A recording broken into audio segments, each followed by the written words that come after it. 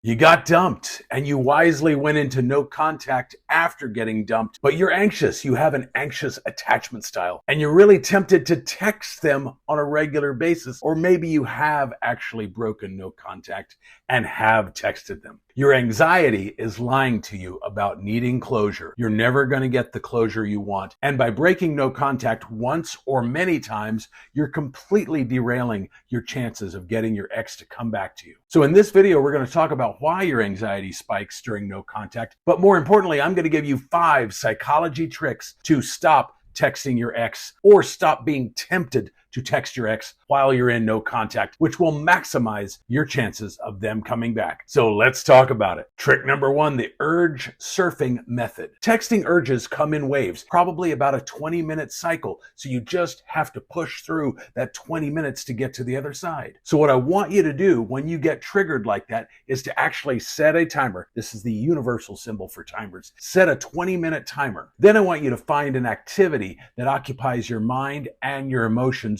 during that 20-minute cycle. And I'll get into more specifics about what you can do during those 20 minutes a little bit later in the video. If you just try and fight the urges though, they're going to get stronger. So the trick is to recognize when these happen, set a timer, and then find something to do during that time until they pass. Trick number 2, the text bank method. I want you to actually write all of the texts that you would send your ex. You're just not going to send them. Create a notes folder in your phone for unsent texts. Write down everything that you are dying to say to them because it's going to feel good to actually get this out of your system. Emotions don't do well when we try and suppress them and bury them deep down. They always have a way of coming out, and usually in inappropriate ways, and definitely texting your ex when you're in no contact is an inappropriate way. You don't want to go that route. So this is a great way to allow it to process and get out of you without actually sending it to them. And if you really, really, really want to send your ex one of those texts, have a 24-hour rule where you wait 24 hours, you reread it, and then you really decide if it's worth sending or not. But I want to caution you here, for no contact to really work, you have to remain vigilant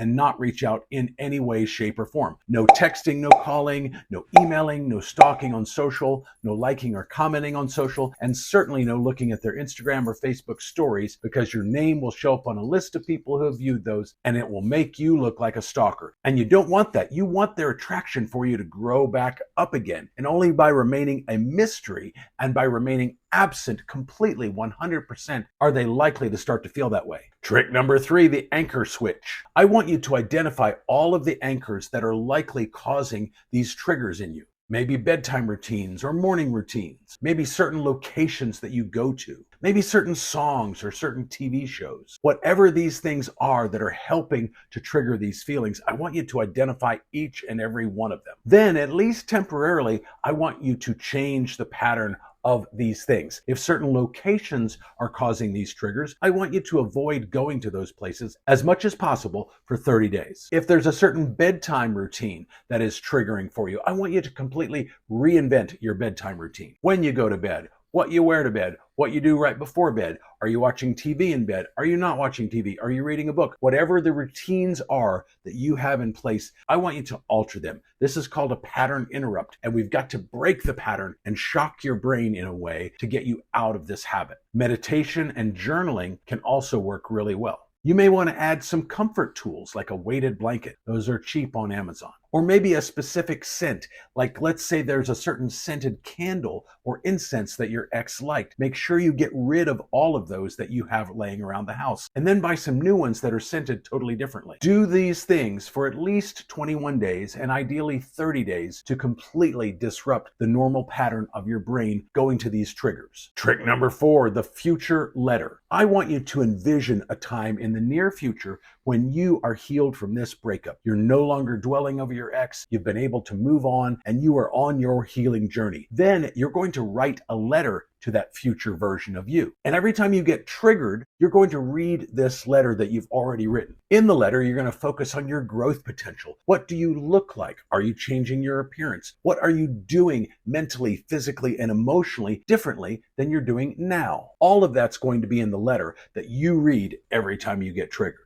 Trick number 5, the emergency protocol. And here I'm going to break it down into a few different compartments. For a physical reset, cold works really well. Maybe you do a cold shower or an ice bath. I know some of you hate that. Or maybe you do intense exercise. Or one of my favorites is box breathing. And box breathing, if you're not familiar with that concept, is you breathe in for a certain count, maybe 5 seconds. Then you hold your breath for 5 seconds. Then you breathe out for 5 seconds, and then you hold your breath again for 5 seconds. And you keep repeating that cycle. Maybe do 5 minutes of those cycles. And maybe if you want to, after every couple of rounds, increase the count from 5 to 7 to 9. You can go as high as you want to, as long as you're not causing physical discomfort to yourself. Then I want you to have some forms of mental redirects. These can include a support call system, where maybe you've got one or ideally more than one friend that you can call in cases of real emergency where you just can't resist the urge to text your ex. Now, I want to caution you though, friends will get tired of this if you're doing it constantly. So only do this when it's absolutely necessary. And then, like I mentioned, ideally have several friends that you kind of rotate through. That way you're not burdening just 1 or 2 people often. And of course, you're going to clear this with them ahead of time to make sure that they are a willing participant in this process. Maybe create a playlist of strength on your Spotify or Apple Music or whatever music system you use. And make sure none of those songs are going to remind you of your ex. Or maybe complete a complex task that you've been putting off, something around the house maybe, something that's going to require all of your brain power and take all of your time and your focus so that it's not thinking about your ex. Maybe think about an environmental change. If you typically are getting triggered at your house, maybe in your bedroom, then I want you to have a plan for being able to go, at least some of the time, to different locations. Ideally, leave your location and go to a safe space and have a planned activity in that safe space. And a safe space can be a friend's house, parent's house, coffee shop, you name it, wherever it is. Just make sure it's not a place that's going to remind you of your ex. And these emergency protocols are a great way of ensuring that you don't do any panic texting. Remember, I do offer one-on-one coaching, so if I can help you with any problem you're having, that can be a phone call, a Zoom session, or you can simply email me your problem and I'll record a custom video just like this one and get it back to you within a couple of weekdays. If you want more info on that,